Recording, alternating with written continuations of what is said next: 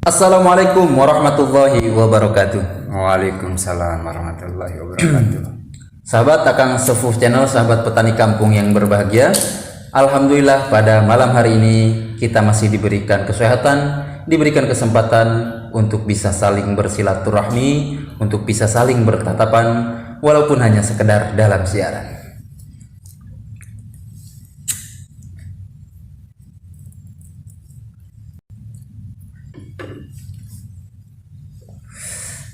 Sahabat Akang Sepuh Channel, sahabat petani kampung yang berbahagia, pada malam hari ini alhamdulillah saya kedatangan tamu agung, tamu yang tak diduga-duga dan juga tak direncanakan oleh saya.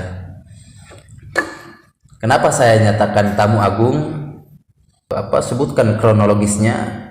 Beliau ini ialah seorang mukibin yang awalnya memang meragukan dengan kajian ilmiah Kiai Haji Imaduddin Usman, dan alhamdulillah seiring berjalannya waktu kita pun sudah sempat berbincang-bincang, percaya penuh dengan kajian ilmiah Kiai Haji Imaduddin Usman ini, karenanya dilandaskan keilmuan yang matang dan hujah-hujah yang kuat. Oke, kita lanjut langsung ke diskusi pertanyaan Q&A dengan beliau, mantan mukibin. Assalamualaikum Kiai. Waalaikumsalam warahmatullahi wabarakatuh. Sehat-sehat Kiai. Alhamdulillah. Sehat-sehat Kiai. Boleh Kiai perkenalkan nama, alamat kalau perlu, dan sekilas pengalaman Kiai menjadi mukibin selama ini dan akhirnya tersadarkan. Ya. Assalamualaikum warahmatullahi wabarakatuh. Alhamdulillahirabbil alamin, wassalatu wassalamu ala asrofil anbiya'i wal mursalin wa ala alihi washabihi ajma'in. Amma ba'du. Puji syukur ke Allah yang Maha Kuasa, salawat beserta salam moga dilimpahkan ke Nabi kita semua, Nabi kita yaitu Nabi besar Muhammad sallallahu alaihi wasallam, dan tidak lupa ke keluarganya, para sahabatnya, dan semoga kita semua mendapatkan syafaatnya nanti kelak di hari kiamat. Amin ya Allah ya rabbal alamin. Perkenalkan, nama saya yaitu Saifi yang bertempat tinggal di daerah Jawilan. Mungkin gitu saja untuk alamat ya, daerah Jawilan. Dan mungkin saya akan sedikit akan bercerita tentang kisah-kisah saya sewaktu saya belum mengenal, yaitu tesisnya Kiai Imad, atau belum memperdalami tesisnya Kiai Imad. Dan saya lagi mau berkata, saya mengambil kata-kata dari Bang Haji Roma Irama. Kata Bang Haji Roma Irama kayak begini, dengan ucapannya bahwasanya memang saya bukan ahli nasab, tapi saya tidak bodoh-bodoh amat ya dalam mencerna penerangan tesisnya Kiai Imad. Mungkin ya saya sedikit paham tentang tesis yang dibahas oleh Kiai Imad. Mungkin begitu. Sebelumnya saya itu terkait untuk para habaib, ya saya mengikut rujukan para sepuh yang sebelumnya menerangkan bahwa itu keturunan Nabi. Nah, di situ saya tetap hormat dengan beliau-beliau, para habab itu saya hormati, bahkan saya meyakini bahwa dia itu dzurriyyat Nabi atau keturunan Nabi gitu. Tapi sejak itulah saya menghormat, bahkan sempat Habib itu ya main ke rumah saya, silaturahmi intinya. Ya gitu. Tidak jauh pembahasannya itu ya terkait masalah kalau dikatakan ya minta-minta gitu ya, dawir lah bahasanya kan, dawir dia tidak jauh. Setiap bulan Maulud itu ada di saya itu, dia sengaja ya dengan alasan silaturahmi, tapi ujung-ujungnya dia tetap minta imbalan atau dengan mengatasnamakan sedekah gitu. Karena saya percaya bahwa dia itu keturunan Nabi kan. Tapi semenjak adanya tesis Kiai Imad, Akhirnya saya ya sempat memperdalami. Tadi itu kata-kata saya, memang saya bukan ahli nasab, tapi saya tidak bodoh-bodoh amat dalam memahami tesisnya Kiai Iman, kan gitu. Akhirnya saya sempat searching atau mendalami terkait masalah tesisnya Kiai Iman. Secara logik akal kita itu ya menerima tesisnya itu benar. Dan sampai sekarang pun ya belum terbantahkan. Paling juga andalan bantahannya itu ya paling istifadah ya, istifadah. Surah wal istifadah. Surah istifadah. Ya paling itu andalannya ya masyhur itu. Tapi secara detailnya saya belum menerima itu. Karena yang detail itu ya jelas Kiai Iman abad 4 3 anak, abad 5 3 anak, abad 6 3 anak, abad 7 3 anak, abad 8 3 anak. Kenapa di abad 9 menjadi 4 anak, diantaranya Ubaidillah? Maka Jarul Ubaidillah ini yang dianggap dari turunan para habaib di sini. Setelah diselidiki oleh Kiai Iman, akhirnya bahwa terputus, tidak ada kitab sejaman untuk membantah tesisnya Kiai Iman itu, bahwasanya anaknya itu cuma 3. Kalau kita simpul, Kiai Haji Marzuki yang menjelaskannya itu sangat detail sekali. Kakak yang lama 3, kakak yang baru abad 9 itu 4. Ya saya pilih kakak yang lama karena bantahannya itu belum ada. Mungkin gitulah untuk pengalaman saya pribadi, untuk para habaib yang sempat silaturahmi ke rumah saya itu ya. Mungkin begitu. Silakan, takutnya ada pertanyaan yang lain, kita sharing, ngobrol. Ini bukan karena saya benci, tapi ini kan masalah keilmuan. Apa salahnya kita bahas gitu kan. Kalau keilmuan kan kita dipersilahkan untuk mempencerahkan atau memperjelas, dipersilahkan. Atau kalau untuk membenci itu ya saya juga sadar, karena Nabi juga tidak mengajarkan untuk kita membenci, kan gitu kan. Silakan untuk itulah, kalau kita sharing aja sambil aja ya, intinya gitu. Oke pemirsa, tadi sudah dengarkan oleh sahabat sekalian penjelasan gamblang sekaligus kronologisnya dan sekaligus bercerita tentang pengalamannya beliau selama menjadi mukibin, dan tentunya itu pun sudah dirasakan oleh kita sekalian. Siapapun itu pasti mantan mukibin, karenanya doktrinan dari para orang tua kita, leluhur kita yang mempercayakan bahwasanya Habib itu zuriat Nabi, walaupun tanpa kita meneliti. Karenanya apa?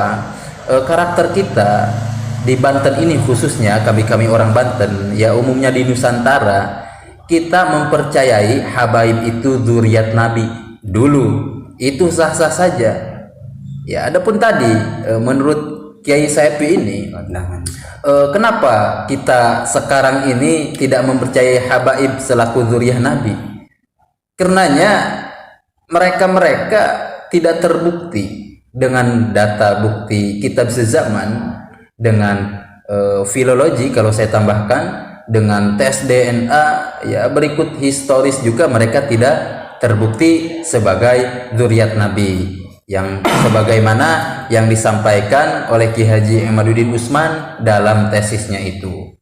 Nah, ada hal yang menarik tadi yang saya kutip dari perkataan Kiai Saepi, yang mana saya mengutip daripada Bang Haji Romai Ramai. Iya, perkataannya itu. Saya tidak bodoh-bodoh amat dalam mencerna tentang dan memahami tentang polemik nasab ini. Walaupun saya bukan ahli nasab, ya memang betul kita tidak ada yang ahli nasab, tidak ada. Bahkan Kiai Haji Imaduddin Usman pun tidak mengakui bahwasanya saya ahli nasab. Akan tetapi dalam hal ini tidak ada yang ahli-ahlian. Siapapun itu yang mempunyai kredibilitas untuk meneliti dan mempunyai bukti, itu yang kita pegang. Walaupun sebesar apa dia dikenal sebagai ahli nasab, akan tetapi membicarakan hal ini, membuat pernyataan perihal ini tanpa bukti yang valid, tidak bisa dipertanggungjawabkan, itu kita otomatis tolak. Karenanya agama itu agama dalil. Seperti itu. Nah, yang menarik juga yang ingin saya tanyakan perihal pengalaman Pak Kiai ini. Selama ini Pak Kiai, Ya, silakan. semenjak banyak dawir-dawir itulah ya istilahnya, banyak dawir-dawir ini, Pak Kiai pernah korban apa? Pernah apa yang diambil oleh si Habib ini? Ya. Sepengalaman saya pribadi mungkin ya untuk mungkin di mata orang kaya itu pandangannya sedikit lah, tapi kalau bagi kita walaupun 10.000 5.000 kan itu kan besar ya mungkin. Sepengalaman saya bahkan sudah beberapa kali dia itu sempat dawir. Bukan sekali dua kali. Bukan sempat ya, tapi saya ingat itu setiap dia keliling itu di bulan Mulud mengatasnamakan untuk muludan Sambil bawa ini enggak, misalkan jual mohon maaf, banyak kan bawa wapak gitu. ya. Ada yang kayak gitu dan juga yang tidak membawa wapak, tidak membawa minyak. Ada yang tidak membawa minyak, langsung saja dia itu meminta. Tangan kosong aja. Tangan kosong aja. Dengan apa? Dengan dia mengataskan syafaat gitu, barokah kan gitu. Yang dia jual itu kayak gitu. Makanya saya itu kok begini. Saya kalau dia bawa minyak ya mending lah, ya kan ada bahasa jual beli, betul, kan betul. Gitu masih mending itu kan. Bahkan ya menurut saya bukan sedikit, di atas 500 ribuan itu lumayan pemirsa, apalagi kalau sering ini dijadikan langganan. Kata Kiai tadi katanya setiap bulan Mulud si Habib itu dawir kepada tokoh-tokoh tentunya ya, bukan Kiai saja. Mungkin di Kecamatan Jawilan ada sekitaran 200 ya. Misal ada sekitaran 200 tokoh yang mana semua 200 itu pasti percayanya Habib itu dzurriyyat Nabi. Dan ancamannya pun sama, jika tidak memberi tidak dapat syafaat dari nabinya. Bayangkan pemirsa. Dari Kiai Sapi ini ya tadi minimal 500 lah, di angka 500.000. Ketika keliling di Kecamatan Jawilan, yang mana Kecamatan Jawilan taruhlah sehari dia 10 tokoh, 5 juta dawir pemirsa. Ya, bahkan Gus sempat saya mendengar saudara-saudara saja ada tetangga kampung lah masih berstatuskan ustaz, sempat itu dipenta uang atau yang bukan semodel uang tapi yang berharga, semodel kan emas. Sempat itu ada itu. Itu masih bukannya tetangga lagi, bahkan saudara saya gitu. Ini cuma beda kampung gitu. Wah, ini menarik. Ada juga pengalaman saya, walaupun banyak memang pengalaman saya ngobrol dengan kiai-kiai ya, bukan di daerah sini. Saya sempat sowan juga ke kiai.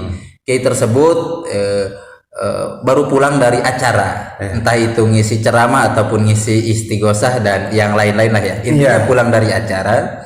Nah, Kiai itu pulang, si Habib terus nyusul ada. Si Habib itu nyusul, kemudian ya biasa salaman gitu kan, wah biasa cium tangan, Kiai juga cium tangan, taunya dia dzurriyyah Nabi gitu. Nah, ketika itu dia enggak basa-basi lagi, dia langsung mintanya. Saya nggak muluk-muluk ya, nggak banyak-banyak. Minta apa yang di kantong Kiai. Otomatis gimana gitu? Saya yang tahu nominal ya. Artinya ya tahulah Kiai itu sering keluarnya kemana. Apalagi malam ini itu jadwalnya kita tahu, beliau ngisinya apa-apa. Diberi amplop oleh panitia itu, yang mana panitianya masih muridnya gitu ya. Berapa? Saya tahu. Bahkan saya lihat pun amplop yang dikasihnya itu tebel. Tebel. Ya kisaran kalau saya omong kurang lebih 5 juta lah ya. Itu si Habib minta yang ada di kantong Pak Kiai. Setelah itu masih mending kalau masih duit. Ternyata yang di kantong Pak Kiai itu ada tasbih kauka. Dan memang uang ya untuk bensin itu kan, untuk berangkat ke sana bolak-balik itu juga ya kena Pak Kiai pegang. Ya pengennya yang ada di kantong, ya namanya Kiai kan nggak ada dompet. Di kantong ini, ya di kantong ini. diambil semua sama si Habib itu. Nah itu karena pasti semuanya merasakan pernah jadi korban ya. Apalagi Kiai kan sangat mencintai nabinya dan juga keturunannya. Nah alhamdulillah setelah ada tesisnya Ki Haji Imaduddin Usman, ya kita semua tercerahkan. Dawir-dawir hampir 100% di Jawilan ini, khususnya di kecamatan kita Kopo Jawilan itu sudah tidak ada lagi. Apalagi jika kalau di pondok pesantrennya di ruang tamunya memajang foto Ki Imad, otomatis lari itu. Nah, ada yang menarik lagi Pak Kiai yang ingin saya tanyakan. Silahkan. Nah, sepanjang ini ketika Pak Kiai mulai meyakini akan tesis Ki Haji Imaduddin Usman, apakah Kiai menyampaikan kepada sahabat-sahabat, kepada rekan-rekan, atau kepada jamaah pengajian, kepada santri-santri, itu bagaimana Pak Kiai? Saya mungkin karena polemik ini ya terkait masalah nasab ini mungkin kan ramai ya. Ada yang beranggapan mungkin satu pihak katanya adu domba, satu pihak lagi ada yang saling menyalahkan. Sebenarnya mah tidak ada tujuan untuk itu sih sebenarnya. Jadi dalam saya untuk pribadi, adanya tesis Ki Imad ini ya saya support, bahkan ya luar biasa dan terima kasih, menambah ilmu untuk kita. Kenapa? Karena apa salahnya adanya tesis ini buat apa namanya meraksa itu, bahasa rotinya meraksa itu. Meraksa itu apa itu? Dimaksum. Kan Nabi Muhammad SAW, para rasul itu kesifatan dimaksum kan, maksum. Dimaksum itu kan diraksa. Apa diraksa itu coba? Iya. Bahasa rotinya apa itu coba? Silakan. Diraksa aja. Diraksa aja ya. Siapa tahu netizen semuanya pada tahu. Ini bukan saya adanya kebencian untuk para, bukan ya. Tapi cuma saya bagi pengalaman lah untuk saya pribadi, ya, mungkin ada manfaatnya gitu, sharing lah. Jadi kan saya emang orang bodoh ya, saya juga bahwa Rasul itu kan kesifatan dimaksum. Sedangkan dalam kitab Qatrul Ghaes membahas itu dimaksum batinan wa dhahiran, qablahu wa ba'dahu kan, diraksa. Maka ulama abad keempat itu memaksum, meraksa bahwa Nabi Muhammad SAW dari jalurnya Sayyidina Husain ya, itu kan dari Ahmad Isa bin Muhajir mempunyai anak 3. Kan ulama zaman itu di abad 4 itu meraksa bahwasanya Ahmad Isa bin Muhajir mempunyai anak 3. Kan maksum. Bahkan di sekitaran kitab-kitab bahasan itu, di situ ya tetap anaknya 3, kan meraksa. Abad kelima ulama juga nulis bahwasanya Ahmad Isa bin Muhajir mempunyai anak 3 kan, maksum, meraksa. Takutnya nasab Nabi, turunan Nabi ini salah.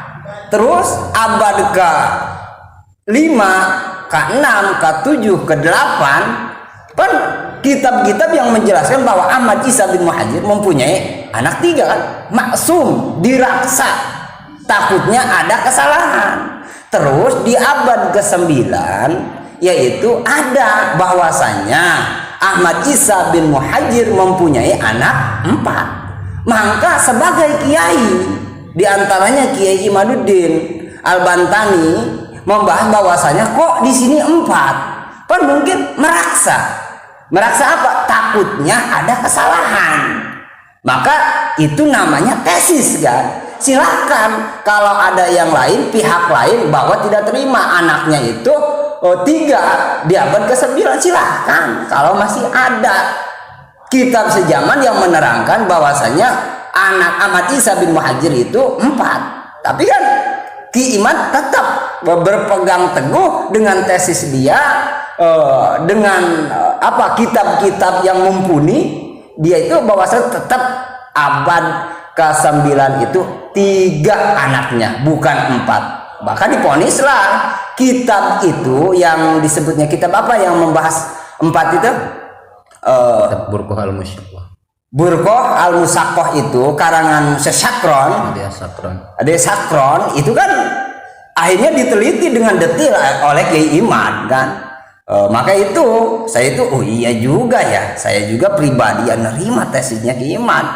Bahkan saya pribadi menunggu-nunggu bantahan ada yang membantah tesisnya Ki Iman. Jangan surah istiqadah itu adalah gaconnya itu, surah istiqadah aja tuh gaconnya itu. Maksudnya kitab yang lain di abad 4, 5, 6, 7, 8 dan gitu. Itu kan tadilah itu tuh kita juga memang bukan ahli nasab tapi nggak bodoh-bodoh amat dalam memahami tesisnya Kiai Imad gitu. Maka saya itu pribadi ini curhatan pribadi bukan karena saya benci ya, tapi kan melihat hukum kan atau dalil kan, silahkan itu mah mungkin gitu Gus untuk saya itu. Jadi memang betul beliau ini mendukung Ki Haji Madudin Usman, seperti yang saya tegaskan lagi, bukan mendukung pribadinya, akan tetapi mendukung dari substansi ataupun nilai. Karenanya apa? Kita jikalau mendukung personal, banyak di kita yang mungkin yang awalnya tidak suka dengan Kiai Imad, yang akhirnya memang Kiai Imad meluncurkan tesis ini nambah tidak suka gitu kan. Itu kan karena kita mendukung personal. Akan tetapi jika mendukung substansi, mendukung nilai-nilai, siapapun itu yang menyampaikan, jikalau kebenaran yang disampaikan, kita tentunya harus terima. Seperti pepatah atau makalah kita sebutkan, undur makalah wala tangdur mankola. Jikalau dalam hal keilmuan, jikalau dalam hal periwayatan, undur mankola wala tangdur makalah. Kan seperti ini. Nah, sedangkan polemik nasab ini, kajian ilmiah ini disampaikan bukan melalui segi periwayatan, akan tetapi segi keilmuan. Kiai Imad bukan misalkan muhadis kan, bukan pencatat hadis dan sebagainya.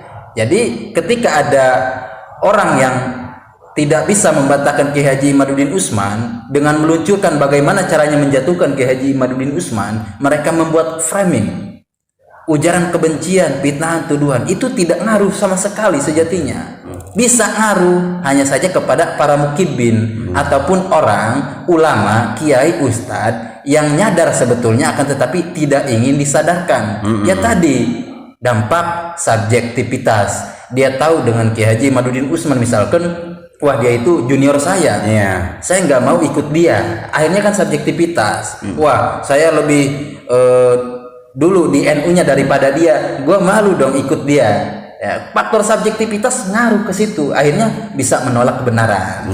Itu dari saya. Nah sekarang Kiai, ya silakan. Setelah mengetahui polemik nasab ini dan Kiai memutuskan untuk mendukung Ki Haji Madudin Usman. Nah Kiai kan pastinya namanya punya pertekadan karena mengetahui hal yang baru. Apakah Kiai menyampaikan kepada santri-santri ataupun jamaah? Ya untuk pengalaman saya kan, saya itu kan tadi itu ya kita bawa dulu ya ke gambaran ya atau tamsil. Kan kalau kita sholat menghadap kiblat memakai don, tapi don itu bisa terbantahkan kalau adanya kompas, gitu kan? Mau ngikut don apa kompas? Nah, saya juga begitu. Tadinya kan saya don lah, husnudon aja lah, kita sangka baik aja. Tapi setelah adanya tesis Ki Iman dan saya sendiri yaitu meneliti pribadi itu, ya saya tidak bisa untuk memakai don itu karena dalil Ki Imad itu ya kuat untuk saya itu. Nah disitulah untuk lanjutannya saya itu sampailah saya meyakini bahwa tesis Ki Imad ya sangat ilmiah, bagus sekali. Hitung-hitung kan menjaga nasab kesuciannya Nabi Muhammad Shallallahu Alaihi Wasallam kan gitu. Akhirnya saya itu sempat ngomong ke mungkin ya ke saudara saya atau ke ustadz yang lain atau itu terkait tesisnya Ki Iman. Maksud saya itu di situ cuma mau tahu dalilnya mana bahwa kalau Ubaidillah itu memang anaknya Ahmad Isa bin Muhajir kan gitu. Tapi semuanya memakai don. tidak kuat untuk meyakinkan saya itu membantah iman. Oh, berarti respon dari sahabat-sahabat, semisal Pak Kiai Ada sahabat lain lah ya, ngajar jamiahan, Iya. responnya gimana? Ada yang pro atau kontra? ya intinya gitu. Jadi sempat saya pribadi ya ada yang tidak pro, tapi kan pro itu tidak pro ke saya karena saya itu memilih tesisnya Kiman gitu kan. Dan dia itu pro-nya kenapa? Pro-nya ya tadi itu dengan don, atau dia itu karena guru saya juga begitu kan gitu kan. Akhirnya dia tuh, maksud saya itu sebagai sahabat atau para ustadz yang lainnya, silahkan tidak sejalur, silahkan tidak meyakini, tapi tetap kita bersaudara. Untuk tesis ini, untuk terkait nasab yang ramai ini, ya jangan disangkut pautkan dengan pribadi. Contohnya kan biasa mengkaji atau bersama musyawarah terkait ada tesis ini, karena beda pemahaman jadi pecah. Jangan sampai gitu. Karena apa? Karena hakikatnya Ki Imad juga membahas bukan karena benci, tapi karena adanya ilmu itu. Bukan karena benci. Kalau benci kan ya kita kan sudah melanggar, karena Rasul tidak mengajarkan untuk benci ke orang kan gitu. Jadi sempat ada gunjingan mungkin untuk pribadi ke para ustadz, karena saya itu kok beda gitu. Iya, gesekan lah ya, ada gesekan. Tapi saya bisa memahami lah. Mungkin dinamika ya. Ya mungkin dia terlalu mahabbah atau gimana, tapi kan tidak melihat tesis dia. Atau kita kurang pun, memahami. Sebetulnya ya tidak menyalahkan mereka sepenuhnya. Tidak menyalahkan mereka sepenuhnya. Karena bagaimanapun itu mereka hanya korban. Iya sih, saya juga. Dan juga disclaimer kepada sahabat-sahabat sekalian, ya kita lah ya. Ketika kita melihat tindakan mereka kepada kita, kami nih, ketika mereka tindakannya tidak mengenakan ke kita dalam hal mengomentari polemik nasab ini, entah itu karena kita notabene sekarang mendukung kajian ilmiahnya Ki Haji Imaduddin Usman, tesisnya dalam kurung kebenaran, yakni nasab ba'alwi tidak terkonfirmasi, kita jangan ikut-ikutan dengan mereka. Kita selama ini sabar, walaupun banyak tuduhan, bahkan kita dianggap sesat. Kita disesatkan. Ya itu yang parah itu Gus itu. Ya yang parah itu. Jadi saya ya buat pribadi atau untuk netizen semuanya ya, yang saya maksudnya usahakan jangan sampai gampang menyesatkan. Sebelum kan tasawur atau kita minimal diskusi lah di ruang bersama-sama. Selama ini dari orang yang mengompor-ngompor itu, yang menuduh menyesatkan lah ya. Pasti masih dari kalangan ustadz atau masyarakat. Ya ada masih bilang masih ustadz atau masyarakat juga ada gitu.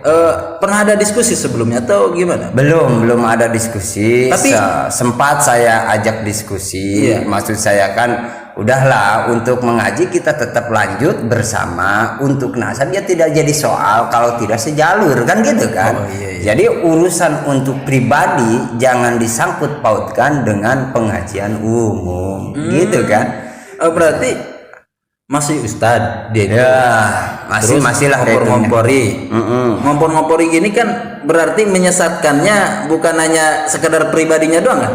Atau dia ngumumin ke masyarakat bahwasanya orang ini sesat, gimana? Wallahu alam ya, kalau saya untuk menunjukkan ke ranah untuk menyesatkan atau ke setiap orang, wallahu alam ya. Tapi kan adalah dampak-dampak dari yang saya lihat, di antaranya mana? Biasa kan kita ngaji bersama, akhir kemudian tidak kan. Wallahu alam itu mau nyesatin atau tidak nyesatin, atau didoktrin atau tidak didoktrin, itu mah silahkan lah itu kan. Dia yang menanggung, dia nanti juga yang kena ininya lah, masih kena ulahnya sendiri kan nanti juga.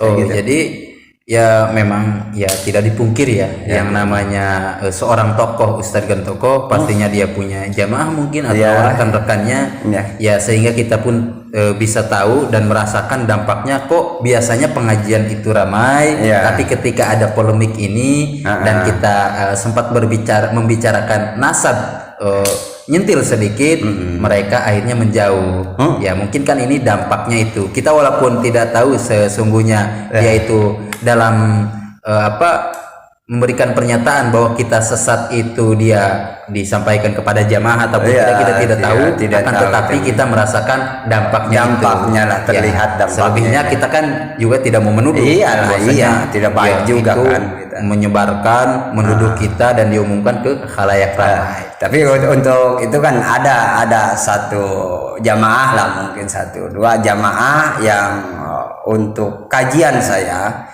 dalam malam Senin itu Nurul Dolam, bagian menjurusnya itu ke tauhid. Untuk malam Selasa itu menjurusnya ke tauhid juga, Qatrul Goes. Ada yang malam Minggu menjurusnya ke tauhid juga. Kan karena tauhid itu cuma 3 kan, sifat uluhiyah, memurnikan sifat-sifat pangeran kita Gusti Allah, membersihkan, disucikan dari makhluk. Itu ya, kita memurnikan sifat uluhiyah, mungkin itu yang dibahas kalau tauhid. Terus yang keduanya itu sifat nabawiyah. Nabawiyah itu tadi memurnikan sifat-sifat di Rasul kan. Dari apa? Dari persoalan-persoalan yang sekira-kira menurunkan derajatnya atau derajatnya Nabi kan, omongan-omongan yang menurunkan derajatnya Nabi. Seperti mana saya contohkan, misalkan di media rame kan, di media mana semodelnya orang mengakukan turunan Nabi tapi tidak akur dengan akhlak Nabi kan, gitu kan, tidak secara langsung kemurnian Nabi kan, karena membawa Nabi kan dia itu. Maka tidak baik juga. Masih mending kalau dia membawa pribadi itu, ini mas sudah membawa Rasul, bahwa dia bahwasanya keturunan Nabi Muhammad SAW, tapi akhlaknya tidak akur dengan atau tidak sama dengan akhlaknya Nabi kan, jauh dari akhlaknya Nabi kan, gitu. Yang ketiga itu tauhid itu membahas sifat samaiyah, pergaiban, model percayanya ada alam barzah, alam kubur, alam mizan, alam hisab yang selainnya gitulah. Sempat saya itu ditegur, katanya jangan Pak Ustadz, jangan membahas-bahas terkait nasab kan, gitu. Kata saya, kalau untuk tauhid mah yang saya bahas itu 1 sifat uluhiyah, pangeran kita yaitu Gusti Allah Subhanahu wa taala. Yang kedua itu menyangkut Nabi Muhammad SAW, Rasul, ya tetap saya bahas. Kan pasti diomongin turunan Nabi juga, ya terbahas di situ, dibahas. Di antaranya kan harus mengetahui anak-anak Nabi itu ada berapa, dan mungkin banyak yang masyhurnya itu kan di antaranya kan cucu Nabi Hasan Husain. Terus disitulah Husain itu ya dibahas sampai bawa Nabi, nama Nabi Muhammad SAW. Ya wajar kita juga sebagai orang Islam yang berkeyakinan penuh bahwa Rasul itu Nabi kita, wajar kita untuk ingin mengetahuinya gitu. Ada orang yang menyelimpangkan atau mengataskan Nabi tapi tidak akur, atau menjual syafaat sebegitu mudahnya, wajarlah kita juga membantah, kok Rasul nggak ada ajarannya kayak gini kan, wajar kan kita kan Gus untuk itu ya. Sedangkan rame lah di media juga, udah tidak aneh lah mungkin. Berarti kan ya memang ini konteksnya berkaitan daripada sabab musabab. Jadi jika kita menarik alur ke awal, ke pertama, kenapa tesis Kiai Haji Imaduddin Utsman ini diluncurkan? Kenapa Kiai Haji Imaduddin Utsman membuat kajian ilmiah perihal nasab alwi? Salah satunya konteksnya itu ya tadi kita melihat ajaran-ajaran daripada para kaum ba'wi, dari Habibnya Ba'alwi itu tidak mencerminkan. Iya, Itu betul dari sekali. segi tindak tanduknya, Iya. akhlaknya, tidak mencerminkan bahwa dia itu selaku zuriyah Nabi. Iya. Sedangkan ketika mengatasnamakan zuriyah Nabi, minimal walaupun tidak semua bisa mereka ambil, semisal dalam sifat alim ataupun dari itu sidik amanah tablik patona, mereka tidak bisa, ya minimal ya mencerminkan ada sebagian lah kepada kita, supaya mana memang ya ada suri tauladan yang diambil. Karenanya ketika kita mengaitkan dengan ada suatu hadis yang mana kita mesti menghormati ahlu bait Nabi, ya walaupun multi tafsir ya, ada yang menyatakan ahlu bait itu ya berikut zuriat-zuriatnya atau apapun itu. Tetapi ketika kita melihat konteks, kenapa sih kita mesti menghormati zuriat Nabi? Itu sah-sah saja, karena bagaimanapun itu kita sesama manusia, jangan kepada zuriat Nabi. Keturunannya Nabi kita loh ya, kita ya ada tingkatan lebih lah menghormati. Nah itu sah-sah saja. Akan tetapi ketika kita harus mengikuti zuriat Nabi, nah, ini perlu tanda tanya. Mengikuti itu kan kita bukan hanya sekedar mengikuti orangnya, akan tetapi ajarannya, kan seperti itu. Nah, ketika ini kita harus ikuti Al-Qur'an dan As-Sunnah. Ada lagi yang hadis Al-Qur'an, As-Sunnah dan itsroti, kata Nabi, keturunanku. Ataupun ya sebetulnya dalam tafsiran sebagian ahlu baitku. Nah, kita sekarang seperti ini. Ketika mengomongkan ahlu bait Nabi, kita mengikuti ahlu bait Nabi, kita logisnya seperti ini loh. Walaupun ya memang ini dibicarakan di kitab-kitab tafsir yang memang hasil serapan kita di ngaji para guru kita. Kenapa kita harus mengikuti ahlu bait? Karena yang tahu tentang perbuatan ataupun perkataan, karena ini menyangkut asbabul wurud, itu ahlu bait. Jadi keluarganya. Nabi tidurnya seperti apa kan? Terus Nabi ambil wudunya itu gimana? Nabi gimana? Ya, mestinya kita mengikuti ahlu bait. Sehingga ada syairan li khamsatun utbi biha harul wabail hatima al mustafa wal murtada wa ibnahuma wa fatimah. Karena kita tahu ya ini sejustrunya yang ahlu bait. Walaupun di sebagian kaul ada yang berpendapat ahlu bait yang memang menyatakan demikian itu daripada pendapat Syiah. Akan tetapi ini yang lebih logis menurut kita, jikalau kita harus mengikuti ahlu bait yang mana yang tahu tentang gerak-gerik Nabi, perbuatan Nabi, kaul Nabi, apa dari yang Nabi ikrarkan, itu pihak keluarga. Nah, sekarang kita harus mengikuti ahlu bait, dan ada yang menafsirkan bahwasanya ahlu bait Nabi itu zuriat Nabi, dan sekarang di Indonesia itu Habib. Oke, kita lihat seperti apa cerminan Habib tersebut kan. Ternyata di Indonesia ini bagaimana? Banyak bahkan ya kalau kayak saya nyatakan oknum itu terlalu lembut. Karenanya ini dilakukan oleh gegedug-gegedugnya, tokoh-tokohnya, public figure, dia itu selaku ketua ormas pula, yang mana sering mencaci pemerintahan yang sah, berbahasa kotor, memprovokasi dan yang lain-lain. Apakah seperti ini yang dinamakan zuriat Nabi? Nah, kayak Gus, maaf saya potong ya.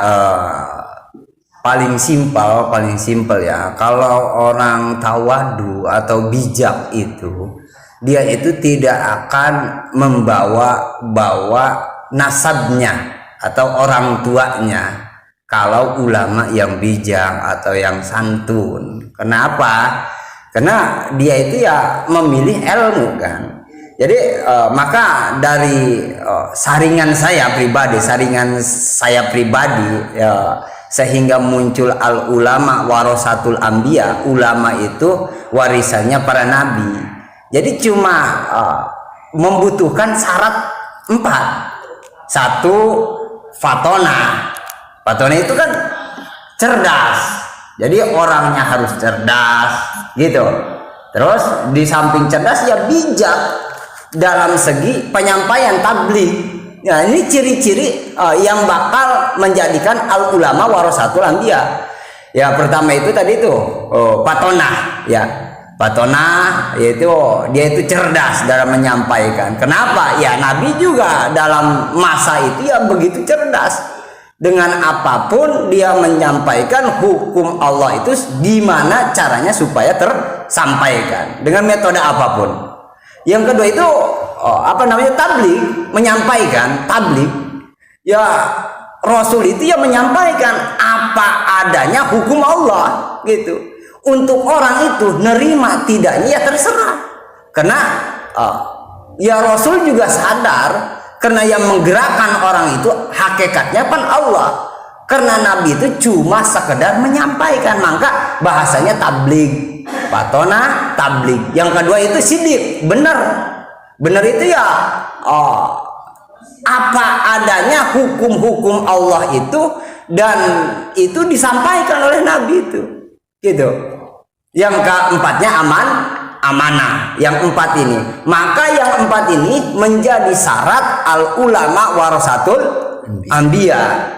Jadi kalau para ustadz, para kiai belum mempunyai kriteria yang empat ini, ya mana sidik, tabligh, amanah, fatona, maka belum belum masuk karena al ulama warasatul anbiya, gitu kan? Nanti orang itu selaginya bijak, selaginya baik, selaginya sopan santun, amanah, terus menyampaikan apa adanya, orang itu mau ikut apa tidak, yang penting hukum Allah tersampaikan, gitu kan? Ya itu baru masuk di al ulama warasatul anbiya gitu. Jadi syarat jadi ulama itu cuma 4. Maka al ulama warasatul anbiya itu ngambil dari sifat Nabi yang 4 itu: sidik, tabligh, amanah, fatona. Itu bila mana keluar dari jalur itu, orangnya sering marah-marah, ya bukan ulama. Menyampaikan dengan caci makian, ya bukan ulama itu. Keluar dari syarat yang 4 ini, gitu. Apalagi itu sudah membawa-bawa nasab turunan, tidak baik juga kan itu menurut saya, gitu. Silakan Gus. Iya.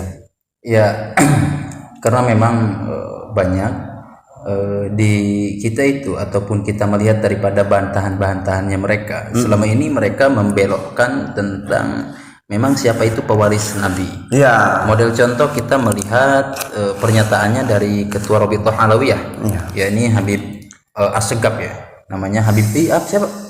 Taufik ya, Habib Taufik Assegaf. Kita panggil Pak aja lah ya, sebabnya Habib sudah tak layak gitu. Ya walaupun Habib itu merupakan panggilan kepada marganya Ba'alwi, akan tetapi kita memaknai Habib itu ialah yang dicintai dan mencintai, karena gelar tersebut yang namanya Habib berasal dari hubbun, itu kan, kita itu mencintai dan dicintai, apalagi itu Habib. Nah, perihal ini berkaitan tentunya mereka menyinggung bahwasanya pewaris Nabi itu ialah habaib. Nah, contohnya gini, ada pernyataan dari Bapak Taufik Assegaf menyatakan gini, iya al ulama warasatul anbiya, ulama pewarisnya para nabi. Akan tetapi ada tingkatan. Iya, kalau saya ini baru tahu ini Gus. Nah, dia ngomongnya gini, jadi Nabi sudah tidak ada, sekarang gini, ada zuriatnya. Taruhlah ulama itu pengawal zuriatnya Nabi. Oh, sampai gitunya. Kalau konteks ke sana ini tidak logis sama sekali. Tidak. Karena kenapa? Yang dimaksud demikian al ulama warasatul anbiya, ya semisal yang disampaikan oleh Kiai tadi, sidik, amanah, tabligh, patona, yang semestinya itu dimiliki oleh ulama. Sebab itu masuk karakter. Inti-intinya al ulama warasatul anbiya, dia yang berilmu. Karena yang berilmu pasti tahu dengan sifat Rasul yang tadi kan. Bukan hanya sekedar tahu, akan tetapi mengamalkan. Kan seperti itu. Jelas. Nah, konteksnya pemahaman Pak Taufik Assegaf ini dia sangatlah ngelantur, karenanya samakan tadi nabinya sudah tidak ada, sekarang zuriatna, taruhlah ulama itu pengawalnya. Berarti kita nih di Nusantara ini yang jadi ulama mengawal Habib wajib. Berarti Habib itu ya seolah nabi dong. Ya kan seperti itu. Ya ini kan konyol. Tapi konteks yang dimaksud sebetulnya al ulama warasatul anbiya itu dari segi keilmuan. Yang mana Nabi itu panutan kita. Iya, jelas. Nabi itu suri tauladan kita. Yang mesti kita ikuti itu ajarannya Nabi. Sedangkan yang mengetahui ajarannya Nabi ialah para ulama. Konteksnya itu, substansinya itu, bukan sekedar mengikuti zuriat Nabi. Iya. Kita mengikuti zuriat Nabi, kalau nggak bisa ngaji ya buat apa diikutin? Iya. Dia nggak bisa baca kitab-kitab bacaan. Tapi yang saya sayangkan itu takutnya dalam khurafat itu dijadikan hukum yang nyata. Sebenarnya kan cuma sekedar khurafat, karang-karangan belaka. Tapi kadang kan untuk orang awam iya aja. Sebenarnya kan tidak ada dalam hadisnya, atau tidak ada dalam riwayatnya. Yang saya rawankan itu kan, kalau orang awam iya aja, yang penting udang-udang gede, jubah gede, orangnya kumisan, hidungnya mancung. Itu yang bahaya itu. Karena memang nggak dipungkiri sih. Jangankan mereka. Iya. Saya pun ya mendengar dongeng itu sangat nyenyak sekali, apalagi mau tidur ya. Iya. Ya sudah, dongeng sebelum tidur emang nyenyak. Iya. Ya padahal nggak ada faedah sama sekali kan. Tidak ada. Itu hanya sekedar bahkan jika dinamakan khurafat demikian, bahkan bisa menistakan terhadap orang yang memang didongengkan oleh dia. Karena faktornya indikasi menipu dongeng itu. Untuk kepentingan pribadi. Untuk kepentingan pribadi. Apalagi yang didongengkan oleh mereka hanya sekedar menceritakan tentang garomah leluhurnya kan, yang padahal tidak ada keterangannya mungkin ya. Ya jikalau kita merunut ke hadis kan ya nggak ada, sebab bukan kurunnya gitu. Jadi mereka andalannya hanya sekedar memang mendoktrin ajaran-ajarannya itu agar percaya masyarakat umat Islam mempercayai bahwasanya mereka itu benar bergaromah. Jadi ajaib gitu. Oh, keturunan Nabi itu banyak garomah itu. Yang saya rawankan itu, Gus. Jadi kan dia itu bicara di depan umum, di masyarakat awam, bahwa dia itu menceritakan satu karomah orang lain, maksudnya yang ditujukan pribadinya itu bahwa dia itu mempunyai karomah, padahal tidak begitu sebenarnya kan? Apalagi karomahnya sampai menyaingi mukjizat Nabi ya. Sempat rame di media juga 70 Mi'raj kan. Itu kan sudah keluar dari hukum itu kan. Bahaya sebenarnya. Kalau orang awam ya percaya aja. Ya. Tapi apa salahnya seorang ustadz atau kiai memperjelas apakah benar Pak Ustadz bahwa itu siapa yang pakai muqaddam itu pernah mi'raj 70 kali. Ya silakan dipertanyakan lagi, maksudnya disaring lagi. Gitu untuk orang-orang awam gitu kan. Jangan sampai kita asal percaya aja kan, nggak gitu kan, kita kan dilandasi hukum. Betul gitu sekali ya. Jadi pemirsa, kandungan daripada diskusi kami yang tadi ini mungkin nanti akan ada tambahan dari Pak Kiai. Ini pesan saya kepada sahabat-sahabat sekalian, untuk polemik nasab ini, sahabat-sahabat baik itu yang pro ataupun yang kontra, semestinya ketika melihat ini bukan dengan subjektivitas, akan tetapi dengan objektif. Artinya ketika kita itu melihat substansi, bukan dari personalnya, kan seperti itu. Buka nalar kalian, buka nalar sahabat-sahabat kalian yang mana untuk menerima kebenaran. Kebenaran itu seperti apa? Seperti yang sering saya jelaskan, kebenaran itu yang mana bisa dibuktikan dengan hujah data yang kuat, bukan hanya sekedar dengan framing, caci maki, fitnahan dan tuduhan. Perihal polemik nasab ini, kita seharusnya menghargai ilmu, bukan dengan nafsu. Karenanya apa? Allah mewariskan memberi akal kepada kita agar senantiasa berpikir. Ketika ada polemik nasab ini, ayolah gunakan akal kita. Akal kita untuk menampung daya pengetahuan, yakni ilmu. Nah, kita jangan menafikan ilmu. Kalau menafikan ilmu, ya berarti menafikan sifatnya Allah dong. Kan ilmu haid sama seperti itu. Jadi alangkah baiknya ayo kita sadar bersama-sama. Dalam hal ini kita tidak membela Ki Haji Imaduddin Usman, akan tetapi yang kita bela itu kebenaran hukum. Ya. Kenapa saya nyatakan kebenaran sementara ini? Karena belum ada yang bisa membantahkan tesisnya Kiai Haji Imaduddin Usman. Berikut hujahnya yang kuat dan data-data yang bisa dipertanggungjawabkan. Itu dari saya. Monggo ada tambahan dari Pak Kiai. Untuk saya pribadi, saya harap untuk soal nasab ini jangan adanya benci. Kami juga tidak membenci, bahkan itu kan larangan. Tidak ada ajarannya di Rasul kan untuk membenci orang. Cuma kan saya itu pilihnya kan ilmu. Apa salahnya kan kita mengkaji yang dikeluarkan Kiai Haji Imaduddin itu terkait masalah ilmu. Silahkan ilmu itu kita kaji lagi, diskusikan lagi, bersama-sama lagi.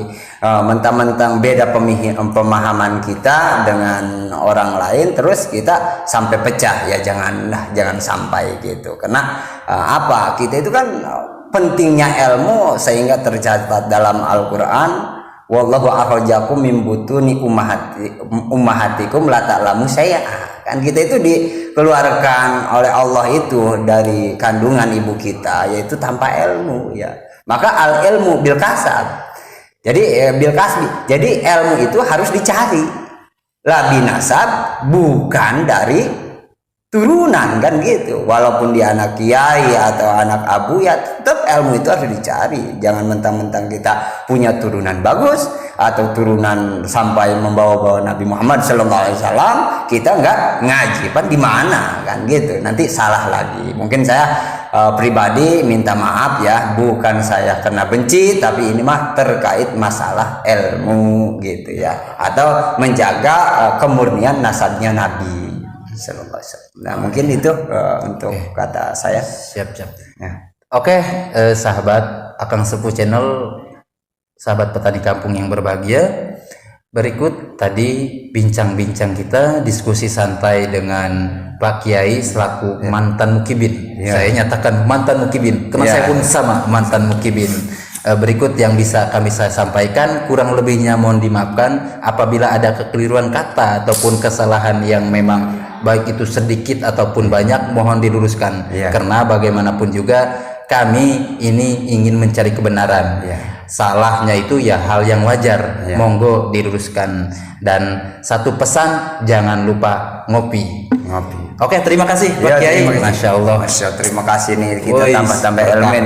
Amin ya Allah ya Rabbal. Oke, sahabat Akang Sepuh Channel, saya berdua pamit undur diri. Akhirul kalam, wallahul muwaffiq ila aqwamit thoriq. Wassalamualaikum warahmatullahi wabarakatuh.